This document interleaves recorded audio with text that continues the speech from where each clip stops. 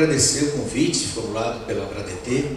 Realmente é uma alegria, nós todos participamos de vários congressos aqui pelo Brasil e, sem sombra de dúvida, esse congresso é um evento tradicional, marcado por temas expressivos, eu acho que de grande proveito. Pena que o Igor foi embora, porque depois que o escritório do Sastre e da Isabel foram para São Paulo, a clientela caiu.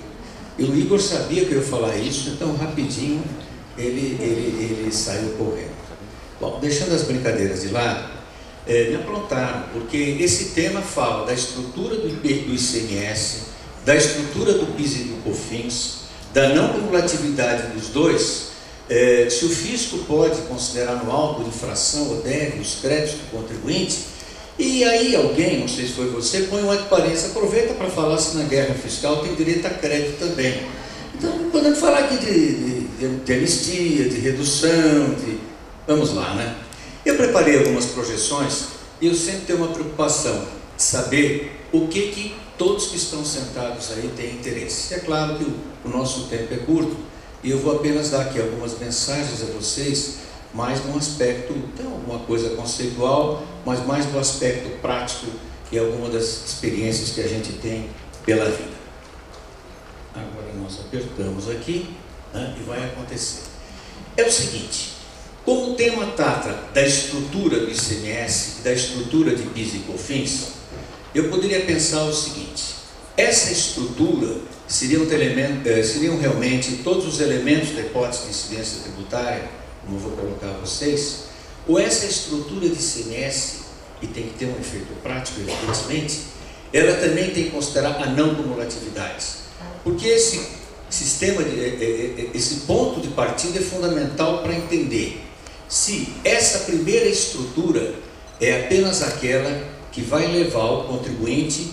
A lei fala, olha, quem vender mercadoria tem que pagar ICMS, quem apura receita ou faturamento tem que pagar PIS e COFINS. Então, se eu preencho aquele tipo tributário e realizei o tal do fato gerador, então preparo uma guia de recolhimento, ou uma guia de ICMS, ou um DARF, e faço o recolhimento.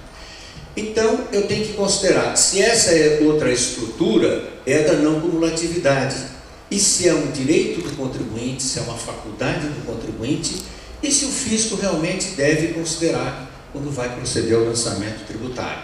Então, eu vou tentar aqui no tempo curto dizer o seguinte: no primeiro ponto, a estrutura do... Está pequenininho, vamos tentar preparar aqui para tudo. Então, veja o seguinte: quando eu trato da estrutura do tributo, para saber quando o contribuinte, no caso do ICMS, o produtor, o industrial, o comerciante, o prestador de serviço de transporte ou comunicação, ele tem a obrigação de pagar o ICMS, é claro que eu vou decompor esses elementos da obrigação tributária dele. Então, tem que considerar quais são as pessoas que pagam, evidentemente, quais são os negócios jurídicos, operações mercantis, as prestações de serviços, comunicação, importação e aquisições interestaduais de petróleo, que realmente vão compor a obrigação tributária. Perseguindo ainda, é claro que além de saber quais são as pessoas que se qualificam como contribuinte em razão de quais materialidades, é importante também que eu tenha consideração da quantificação do tributo. Claro que no ICMS eu considero o valor de bem ou mercadoria aplicado, ou dos serviços, aplicado à alíquota. E é evidente, como todos esses fatos tributários ocorrem num determinado momento e num determinado local, a norma tributária, a lei do ICMS, até a lei complementar 87 trata disso, vai dizer o momento da incidência será entrada, saída, fornecimento, prestação de serviço, ou o local, estado, Distrito Federal e estabelecimento. Então, nessa primeira fase, eu estou considerando a estrutura do ICMS de uma forma, eu não vou dizer restrita, mas fundamental, para saber quando ele deve pagar o ICMS.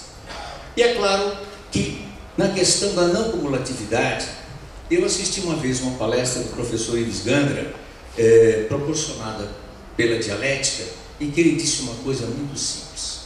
Se eu tenho de lado a regra da não cumulatividade, que é uma imposição categórica do 155.2, ou seja, o contribuinte, no momento em que ele apura os fatos geradores, ele tem que considerar os créditos para só recolher a diferença, todo mundo sabe disso. Essa é a regra básica, o princípio. A única restrição constitucional que eu vou apontar ali, ela trata da figura de isenção e não incidência. Se eu comprei, não tenho imposto, não tenho crédito. Se eu comprei, tinha imposto, eu me creditei. No momento que eu vou praticar a venda e passo a ter uma isenção não incidência, tem que se tornar o crédito. E a terceira situação é prevista no 155.12. Porque essa regra de não cumulatividade, é aquilo que o professor Zé Afonso da Silva falava, não é uma norma de eficácia plena. Eu preciso saber, mas aonde eu escrituro? Eu emito nota? Eu registro num livro? É por estabelecimento? São todas as empresas do território nacional? Então, dessa forma, o 155.12, ele fala que lei complementar, ele vai disciplinar o regime da não cumulatividade. E aí o Ives Gandra diz o seguinte, que lei complementar, essa definição, essa regulação, que é veiculada por norma infraconstitucional, ela não pode retirar direitos, conceder privilégios, ou seja, apenas dizer como é que eu faço para poder apurar a não cumulatividade. E nesse ponto, a não cumulatividade poderia ser considerada da forma seguinte: temos que levar em conta a defesa do consumidor. Eu tenho que examinar a Constituição Federal de uma forma sistemática, não apenas lendo o sistema tributário. E quando eu vou ao 170 da Constituição, eu encontro as diretrizes da atividade econômica, livre concorrência, redução das desigualdades, busca do pleno emprego e a defesa do consumidor.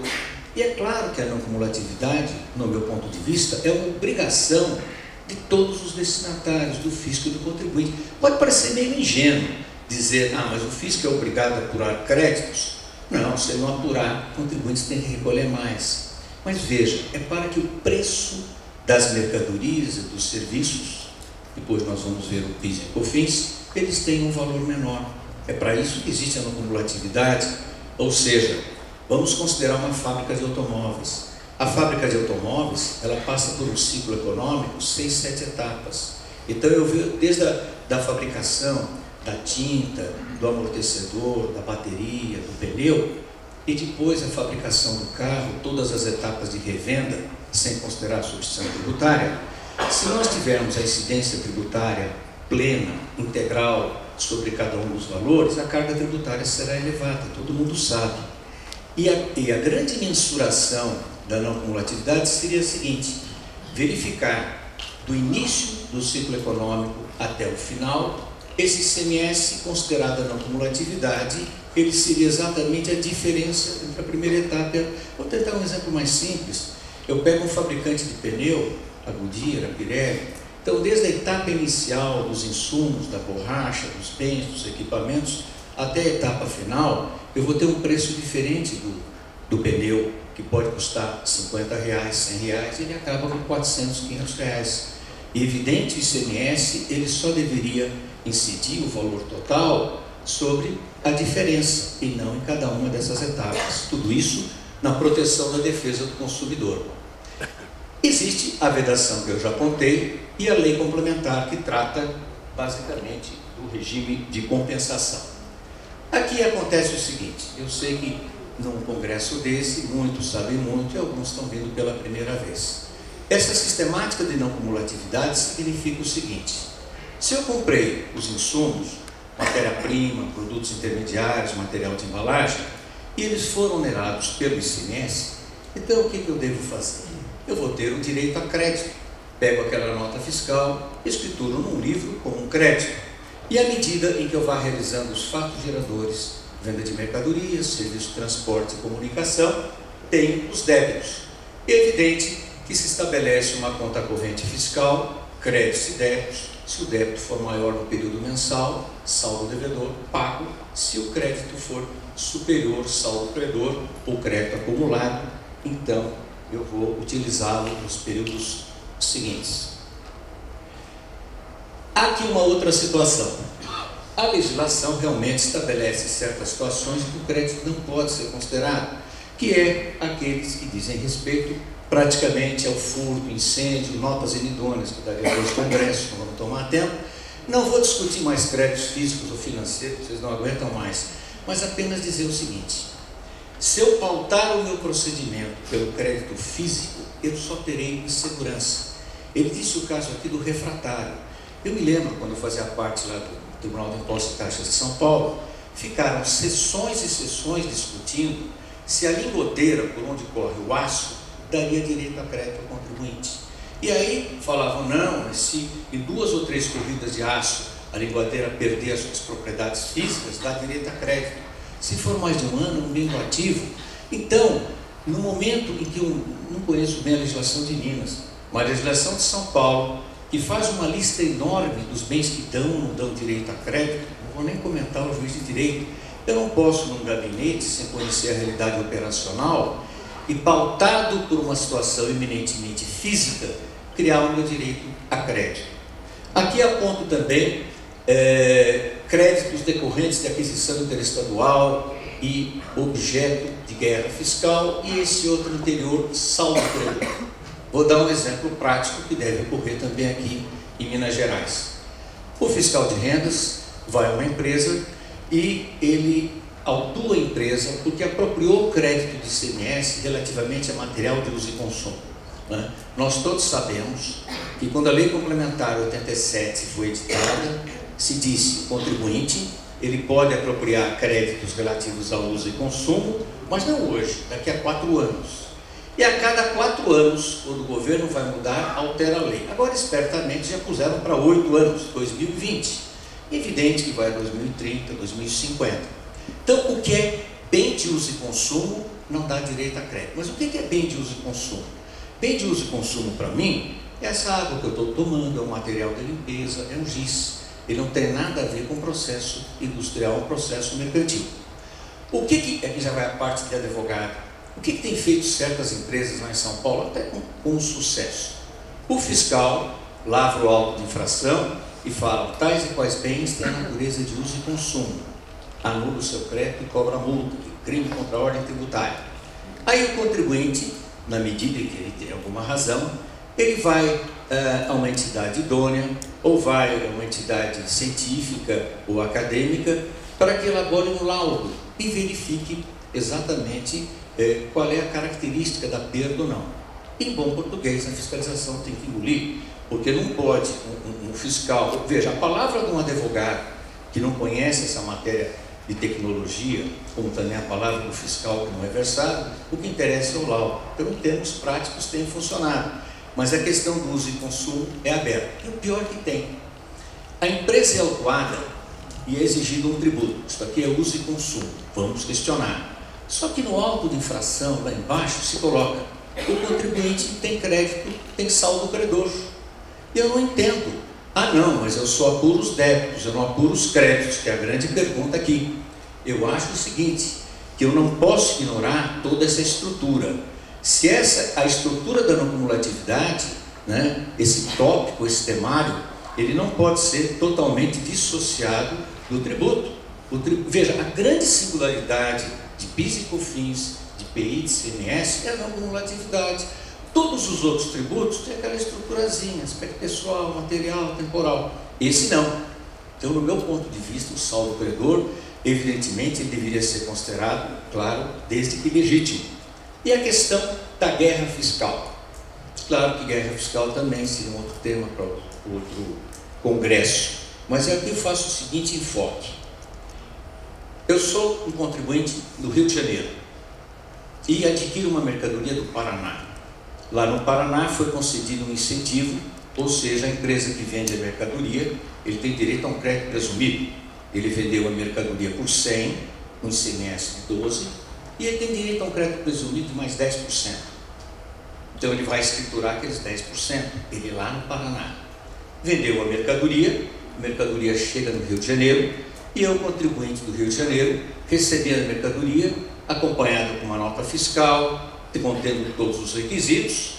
O que é que eu faço? Eu vou apropriar aquele crédito, não crédito presumido, eu vou apropriar o valor do ICMS, os 12% dos 100, os 12 mil, ou 12, e faço o crédito. Então, quando um fiscal, ele vai muitas vezes lavrar um auto de infração por algum motivo, ele vai e diz, bom, eu também não reconheço esse direito a crédito, isso na ponta do destinatário. Por quê? porque esse crédito ele decorre de uma operação anterior, que não houve convênio entre os secretários de Fazenda, só que o Estado não foi ao Supremo através de uma DIN. E aqui eu aponto algumas decisões do Judiciário. A primeira delas, numa decisão monocrática, a ministra Ellen Grace, no caso de Minas Gerais, entendeu que se há um tal do drible fiscal a que alude o ministro Marco Aurélio, ou seja, o contribuinte ou o Estado conceder um incentivo ao arrepio de convênio de forma unilateral, a medida judicial, a medida correta é a ação declaratória de inconstitucionalidade, como nós sabemos. Não pode haver mais evasão de competência. O Estado prejudicado, no caso do Rio de Janeiro,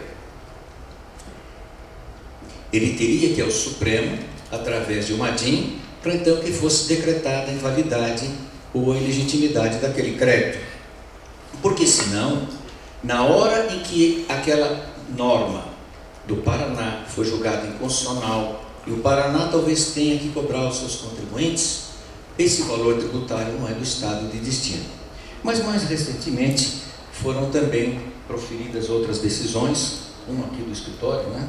Graças a Deus, e reconhecendo o seguinte: a íntegra do acórdão é brilhante, extensivo, o tempo aqui é curto, mas diz exatamente o seguinte: o fato de se tratar de um crédito concedido de forma indevida no estado de origem não impede, isso só pode ser anulado pela via da DIN.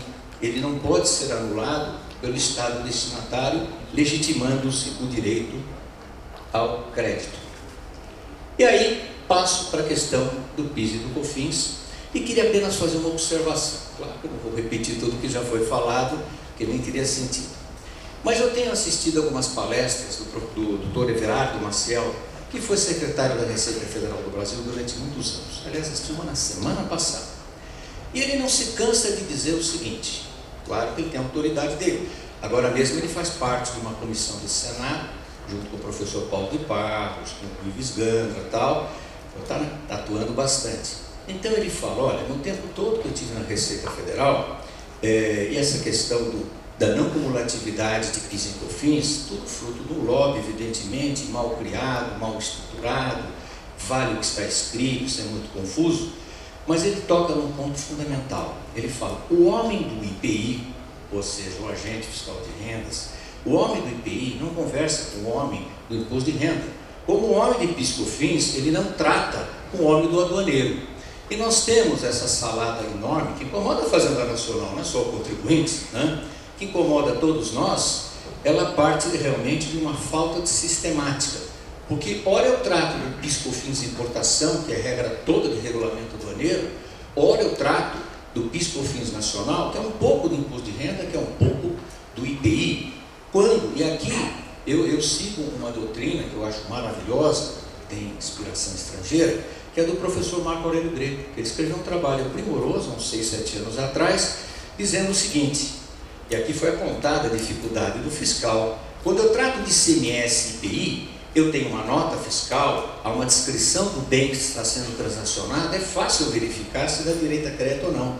Mas quando eu cogito de PIS e COFINS, eu não quero saber se quem vendeu aquele pneu, aquele insumo, pagou ou não pagou, né? Porque eu não tenho uma nota fiscal para me acreditar, eu não vou me acreditar. E que o fenômeno receita, faturamento, que é praticado ou oferido numa determinada etapa, evidentemente não se transmite para a etapa seguinte. E aí conclui o professor Marco Aurélio, claro, uma doutrina, dizendo que deveriam ser considerados todos os elementos, e não praticamente os elementos físicos. Já estou indo aqui para o meu final, também faço um apanhado da sistemática de PIS e COFINS, que todos sabem: contribuinte é a pessoa jurídica, o aspecto material, o faturamento, a receita bruta, as alíquotas são aquelas que estão expostas na lei. E o objetivo, mais uma vez, é a defesa do consumidor. Ou seja, e aqui tem uma coisa interessante.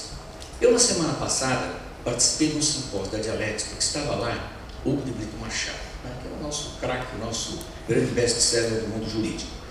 E ele é muito combativo e disse uma coisa terrível. Ele falou: olha, eu não gosto da não cumulatividade. Por quê? seria muito melhor tributar todas as etapas com alíquotas pequenas. Porque na hora que cria esse monstrengo, que nós aqui não sabemos o que fazer, imagine o judiciário, né? Então, para que é? Pode abater, não pode abater? É 7,6, é 3, é não sei quanto. Então, ele falou, ainda vamos chegar a um ponto e vamos voltar alguns anos atrás, falar, tributa um pouquinho em cada etapa, e aí nós não temos... Pior para os advogados, né? Aí vai ficar complicado. E aí, terminando aqui a nossa situação, eu verifico mais 2 ou 3 pontos apenas. As restrições fazendárias, evidentemente, ou nós examinamos a legislação, ou vamos através das soluções de consulta, que é claro que é o norte. Eu não vou dizer que as soluções de consulta estão todas erradas, algumas são muito boas, outras são criticáveis, evidentemente, dentro da perspectiva que eu adote para a questão. Eu não entendo, aqui é uma crítica talvez ao legislador, já estou encerrando, por que é que certas pessoas, entidades, categorias que são beneficiadas, elas estão fora dessa sistemática, né? Eu verifico até isso, eu verifico aqui, por exemplo, inaplicabilidade do sistema, pessoas imunes a impostos, cooperativas, e vejo aqui optantes pelo simples. Então são certas categorias, entidades que têm, quem é imune, veja, se eu sou imune porque a Constituição quer prestigiar determinadas entidades, valores, por que eu não posso aplicar essa sistemática? Mas deve ter uma razão histórica, que não vamos ser nós aqui, que vamos tratar. E, finalmente, eu colocaria a questão seguinte.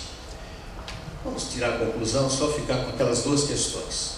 Se o direito, ele é constitucional ou não. E aqui temos que ter uma posição, não como advogado, mas apenas pensando. Eu entendo que no ICMS, no IPI, a Constituição é categórica. Desde 1967, o ICMS deverá abater, deverá compensar.